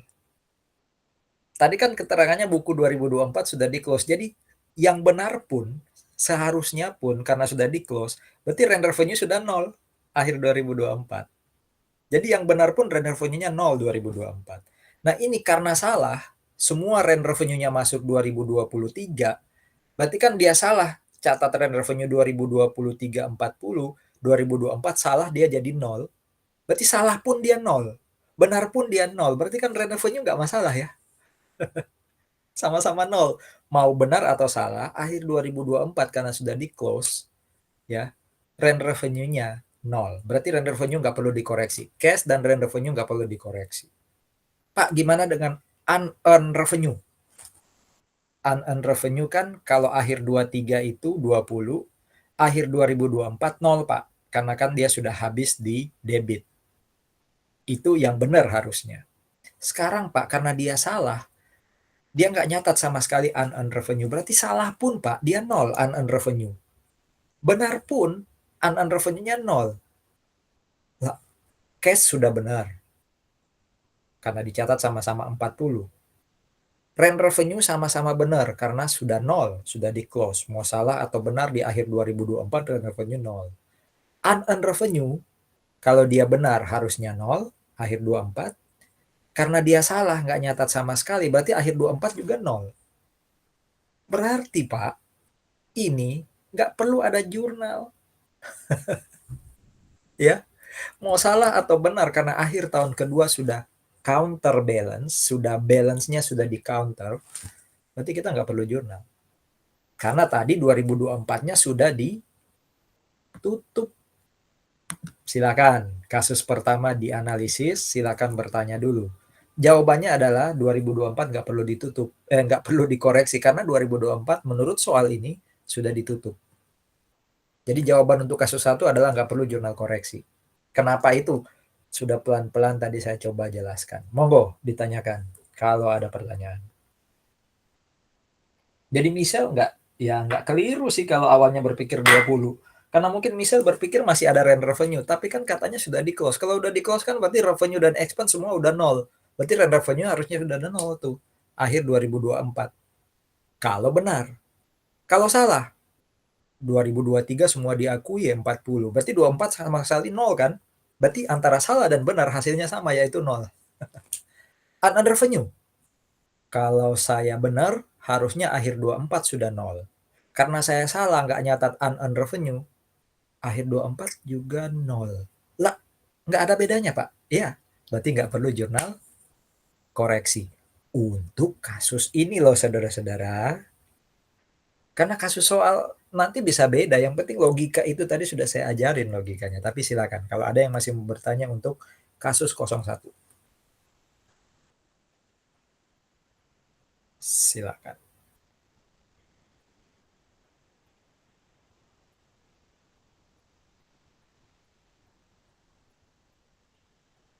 Clear ya, saya anggap clear. Kalau ada pertanyaan nanti di kelas atau di chat, silakan di chat WA ya. Kalau bertanya untuk kepentingan umum, lebih baik ditanyakan di WA group supaya semua juga sama-sama belajar. Ya, kasus kedua. Ya, kasus kedua.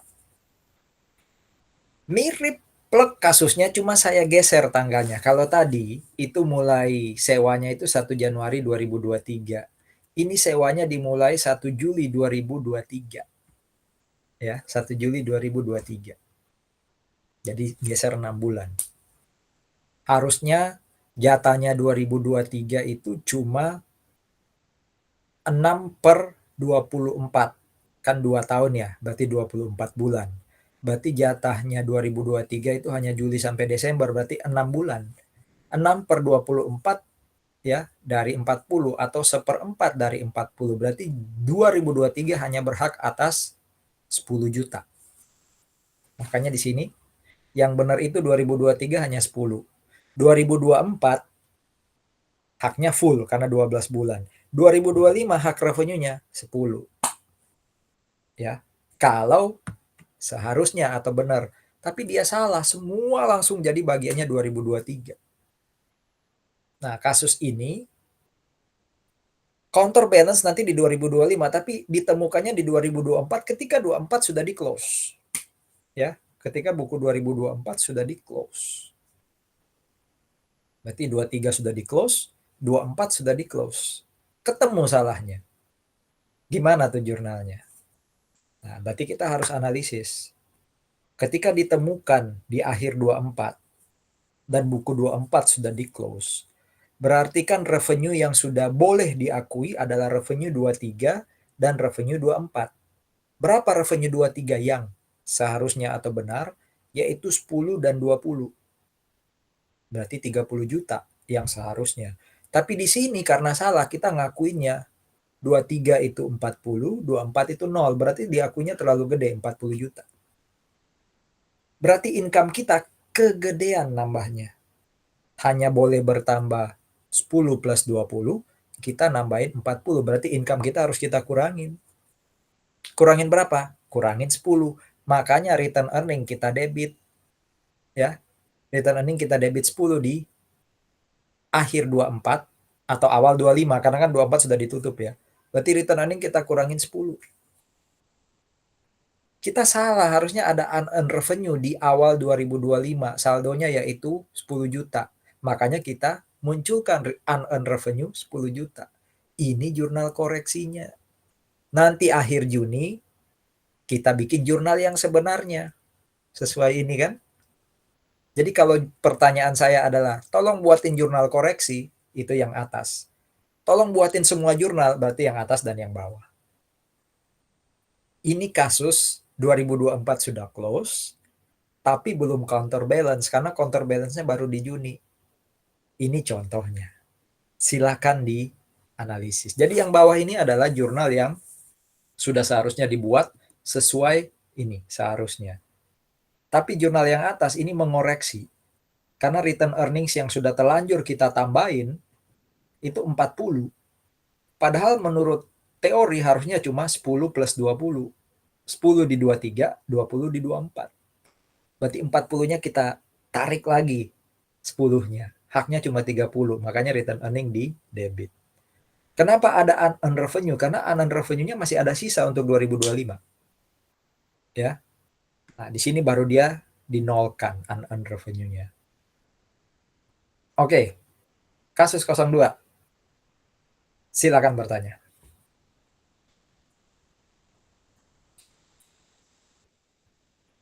Senyap, asumsi saya masih memproses atau mungkin sudah paham. Ya, masuk kasus 3. Ya. Ini sama kayak kasus 1. Plek, bedanya 2024 belum closing. Lihat kasus 1 tadi yang sudah closing, ini 2024 belum closing. Ya. Artinya apa? Kembali ke contoh tadi. Akhir 23 harusnya revenue saya 0. Karena salah, revenue saya juga 0. Iya kan? Revenue ini kan walaupun saya salah, di closing jadi 0 kan. Berarti 23 udah nggak ada masalah. Nah, berarti kita karena 2024 belum ditutup, kita masih punya kesempatan untuk menarik ya atau mengembalikan laba. Laba kita itu terlanjur besar, kita catat di 2023 adalah 40 juta. Padahal haknya 2023 cuma berapa? 20 juta. Berarti laba kita harus kita kurangi. Return earnings-nya harus kita debit nih. 20. Ya. Jadi karena 2024 belum di-close, berarti yang 2023 itu yang kita koreksi. Labanya terlanjur besar kita kasih 40. Padahal sebenarnya jatahnya 2023 hanya 20. Berarti return earnings-nya kita kredit 20. 2024 itu masih punya unearned revenue sisa 20 juta. Ya, sisa 20 juta. Berarti muncul unearned revenue 20. Inilah jurnal koreksi. Di saat yang sama kita bikin jurnal yang benar. Ini kan sesuai jurnal sebenarnya nih. Unearned revenue to rent revenue 20. Ya. Jadi yang bawah ini adjustment adalah jurnal. Tergantung pertanyaan saya, yang diminta jurnal koreksi atau semua jurnal? Kalau semua jurnal ini, kalau jurnal koreksi hanya yang atas. Ya. Pak, ini coba lihat Pak. Kalau unearned revenue-nya kita offset, kredit dan debit kan jadi nol. Boleh nggak kita bikin jurnal return earning to rent revenue 20 ya? Boleh aja secara praktek, tapi secara teori harus bikin koreksi dulu baru adjustment. Ya. Pak, kenapa nggak kayak tadi aja yang kasus pertama, Pak? Nggak perlu bikin jurnal. Kan 2024 akhir sudah counterbalance. Masalahnya di soal ini nih. Soal ini ngomong 2024 belum ditutup. Berarti kita harus hitung ulang saldo awalnya return earnings. Makanya return earnings-nya ini kita sesuaikan dulu, kita kurangi dulu. Baru ditambahin ke rent revenue di 2024. Nanti rent revenue ini itu di closing. Kalau kita tutup buku 24, rent revenue kita debit, berarti balik ke nol dia. Gitu, saudara-saudara, untuk kasus apa tadi? Sudah 2 tahun, sudah counterbalance, tapi tahun kedua dia belum ditutup, berarti kita tetap harus bikin jurnal. Kalau kasus pertama tadi sudah 2 tahun, atau sudah counterbalance, tapi buku tahun kedua sudah ditutup, berarti nggak perlu jurnal. Kalau kasus kedua tadi apa? Buku tahun kedua sudah ditutup, tapi belum counterbalance, karena contohnya di kasus kedua ini masih ada 6 bulan. Nah, itu tetap butuh jurnal. Jadi yang sama sekali nggak butuh jurnal itu kalau sudah 2 tahun, sudah counterbalance, dan buku tahun kedua sudah di-close. Kalau saya bilang buku 2024 itu sudah ditutup, berarti buku 2023 juga sudah ditutup. Kalau saya bilang buku 2024 itu belum ditutup, asumsinya buku 2023 sudah ditutup. Jadi fokus kita ke 2024 di kasus ini. Ya. Kalau mau dibuat lebih sulit, buku 2023 dan 2024 belum ditutup. Ditemukan di 2024. Nah, itu bisa lebih rumit nanti analisisnya. Jadi kasus 3 ini asumsinya 2023 udah ditutup. 2024 yang belum. Ya. Sampai kasus 3. Ada pertanyaan? Harus latihan ya. Nanti latihannya lewat tes ya. Ilustrasi soal tes nanti jadi latihan. Kasus 4 sama kayak kasus 2. Tapi bedanya apa? Tadi di kasus 2, buku 2024-nya sudah ditutup. Kalau ini yang 2024 belum. Berarti yang kita jadikan fokus nanti yang sudah ditutup adalah 2023 kan? 2023 itu haknya hanya 10. Ini kita kasih 40 juta. Berarti return earnings harus kita debit. Nih koreksinya nih. Return earnings harus kita debit 30. Ini untuk mengurangi jatahnya 2023 yang hanya 10. Yang telanjur kita bikin jurnal di 1 Januari atau 1 Juli 23, 40. Berarti labanya 2023 terlalu besar 40. Padahal haknya cuma 10. Berarti kita kurangi dia 30. Return earning di debit. Masuk 2024 kan berarti masih ada unearned revenue 30 ya. Makanya unearned-nya kita kredit 30. Nah, hari itu juga kita adjust. Unearned-nya berkurang 20 ya. Rent revenue untuk 2024 20. Jadi sebenarnya adjustment 31 Desember 24, adjustment 30 Juni 25 itu sama dengan jurnal kalau kita benar. Ya, kalau kita benar.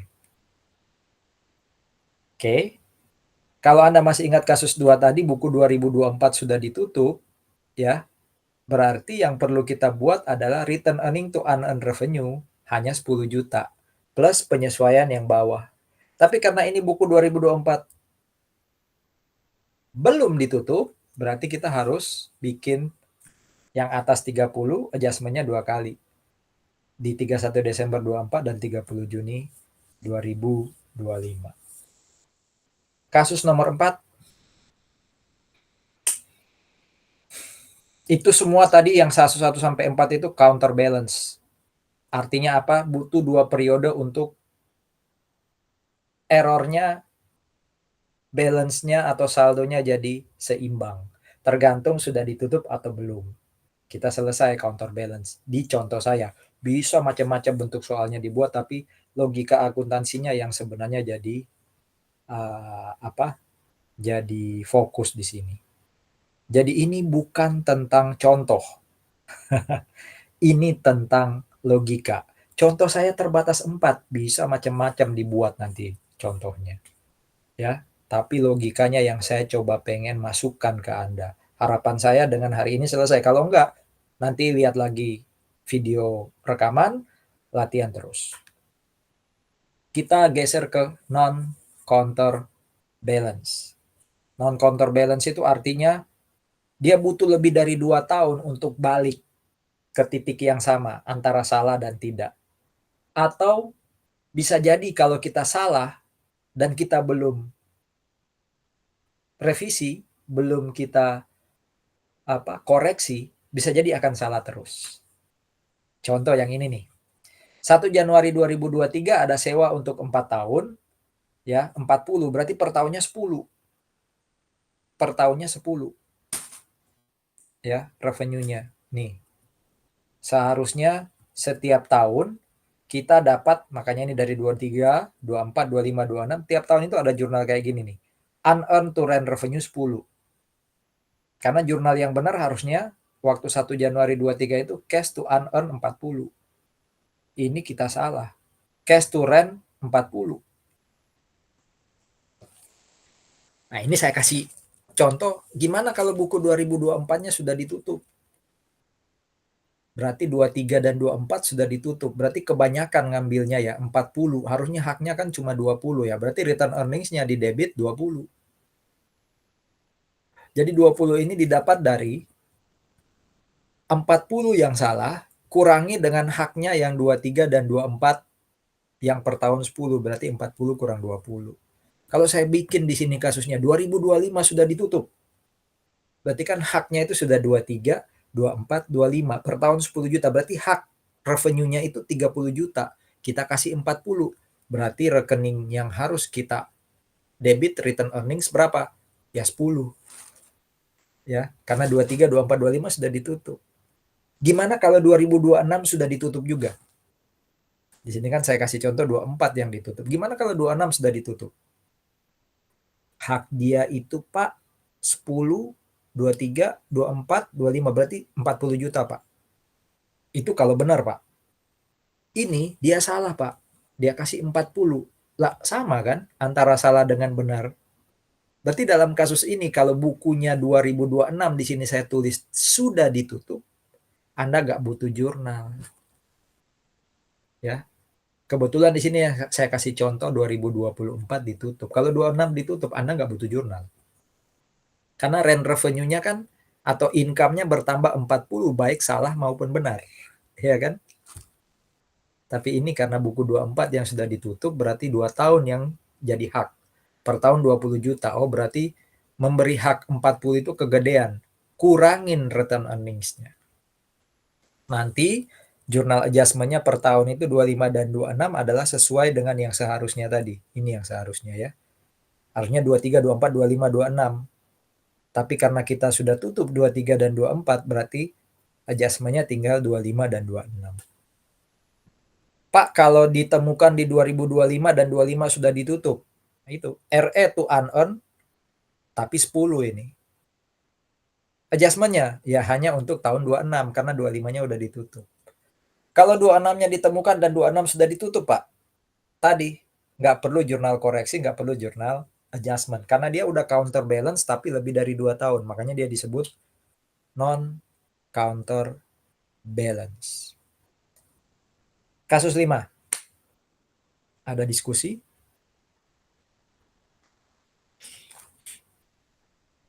Oke. Kasus 6 sama non-counterbalance, tapi bedanya adalah ini pembayaran sewa di muka. Ya. Oh sorry, bedanya adalah 2024 belum ditutup. Yang sudah ditutup berarti 2023. Berarti hak dia hanya 1 tahun ya, 10 juta. Kita kasih dia 40. Berarti return earning yang harusnya kita debit adalah 30. Adjustment yang benar berarti 24, 25, 26. Tiap tahun kita buat jurnal kayak gini. Ya. Ini kan mirip kayak kasus kalau saya bilang 2024 belum ditutup berarti yang ditutup 2023 kan. Berarti kan haknya sudah boleh 10 juta. Kita kasih terlalu besar 40. Ya kurangi 30 dong. Nih. Ya, kurangi 30. Nanti tiap akhir tahun 24, 25, 26 kita buat jurnal yang benar. Seperti seharusnya tadi. Unearned to rent revenue 10. Jadi ini bisa saya utak-atik gitu ya. 2025 belum ditutup, berarti yang udah ditutup 2023 dan 24, Pak. Itu berarti sama kayak kasus 5, ya. Kalau kata-katanya 2025 belum ditutup, itu sama kayak 2024 sudah ditutup. Kalau 2024 belum ditutup, itu sama kayak 2023 sudah ditutup. Itu logikanya. Kasus 7. Bedanya kasus 7 sama-sama dengan kasus 5 dan 6 non-counterbalance. Bedanya adalah 2027, kasus 7 ini kalau tidak dikoreksi akan terus error. Saya ulangi. Kasus 5 dan 6, dia kalau tidak dikoreksi, tapi kalau sudah 4 tahun, itu nggak perlu jurnal nanti. Umpama ketemunya di tahun keempat atau kelima dan buku tahun keempat atau kelima sudah close. Nggak perlu jurnal. Karena counterbalance-nya lebih dari 2 tahun tapi sudah close. Berarti nggak perlu jurnal. Kalau kasus 7 ini nggak dikoreksi, bisa jadi nggak balance terus. Coba lihat. Saya beli equipment, harusnya kan equipment to cash 40, ini saya jurnalnya equipment expense to cash. Ya. Pak kan gampang Pak, tunggu 4 tahun, nanti kan sudah counterbalance di tahun keempat. Enggak dong, karena kalau saya benar harusnya ada accumulated. Tapi karena saya salah, nggak ada accumulated. Berarti saya harus bikin jurnal accumulated nanti, walaupun sudah akhir tahun keempat. Kalau kasus ini akhir 2024 ditutup, berarti expense yang benar harusnya 20. Ini expense saya catat 40. Berarti laba saya terlalu besar saya kurangi. Berarti saya harus balikin ke laba. Makanya di sini koreksinya adalah labanya saya tambah di kredit 20 juta.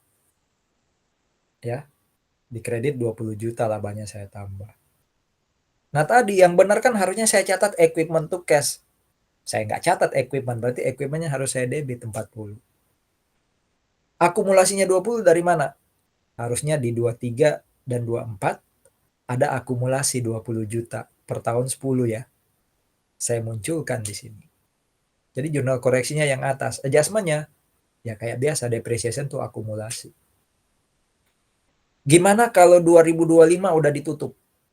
Kalau 2025 udah ditutup berarti equipment-nya 40, return earnings-nya 10, akumulasinya 30.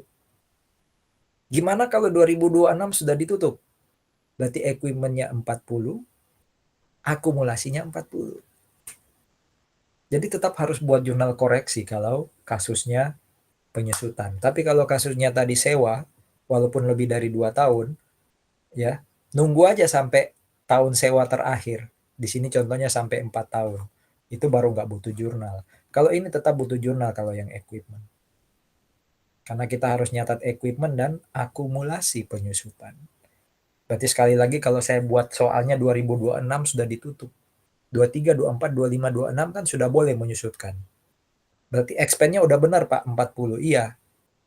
Berarti nggak perlu return earnings. Tapi kan equipment harus diakui, akumulasi diakui. Berarti kalau 2026 sudah ditutup, jurnalnya adalah equipment to accumulated 40. Nggak ada return earnings. Perlu adjustment? Nggak perlu lagi. Karena 26 sudah ditutup. Ya. Oke. Kalau 27 sudah ditutup, itu sama kayak 26 sudah ditutup. Kalau 2027 belum ditutup, itu sama kayak 26 sudah ditutup. Ya. Jadi logikanya itu harus dipahami. Kalau Anda hanya menghafal judulnya, itu nanti akan muncul apa kritik ke saya, kok soal UAS-nya nggak sama kayak yang di latihan. Ya Anda karena terlalu menghafal judul, tidak mencoba melogika. Ya, jadi ada kasus 9 dan 10 coba dilatih nih. Ya, kalau kasus 9 belum ditutup, equipment-nya ini 4 tahun, residual value 0. Ya, coba dilatih nanti saya kasih jawabannya ya. Saya ditagih mungkin nanti menjelang UAS untuk kasus 9 dan 10, tapi Anda tetap harus latih dulu. Kalau untuk hafalan PSAK dan IAS-nya ini, PSAK 208 dan IAS 8. Jadi saya ulang, untuk yang income statement dan statement of financial position, yang chapter 8 dan 10, chapter 3 dan 4, saya tidak akan jelaskan. Anda ikuti rekaman yang akan saya